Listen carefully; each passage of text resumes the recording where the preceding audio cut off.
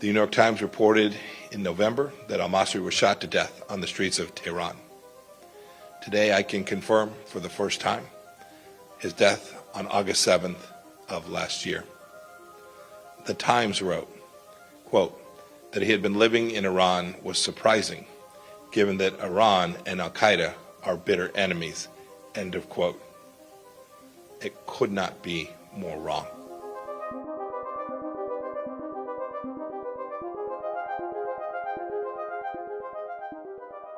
Al-Qaeda has a new home base. It is the Islamic Republic of Iran.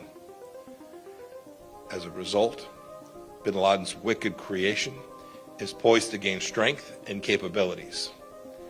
We ignore this Iran-Al-Qaeda nexus at our own peril.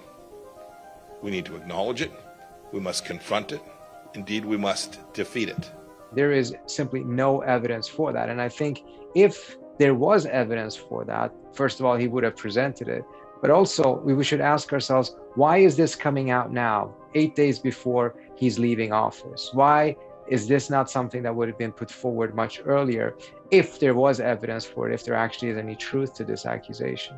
If there was evidence that the Iranians have turned into a hub for al-Qaeda, then they would have put that out much, much earlier in order to further justify the maximum pressure strategy. They did not. And I think the reason why they didn't is because no evidence exists. I think this is something that is now being put out in the last minute in order to make it as difficult as possible for the Biden administration to undo many of the things that the Trump administration did in the Middle East, particularly when it comes to Iran, particularly when it comes to ending diplomacy with Iran, ending the Iran nuclear deal.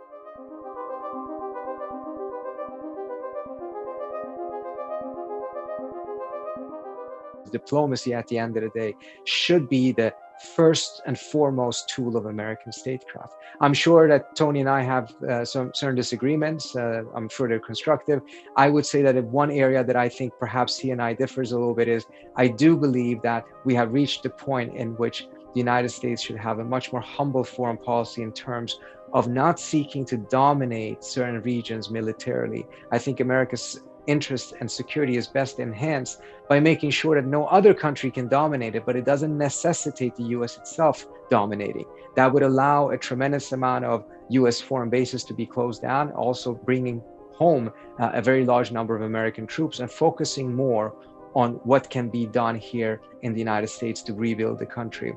I'm sure Tony would agree with a lot of those different things, but I think there might be aspects of it in which we would also have different opinions. But I think in him, President-elect Biden will have a very, very capable and committed diplomat.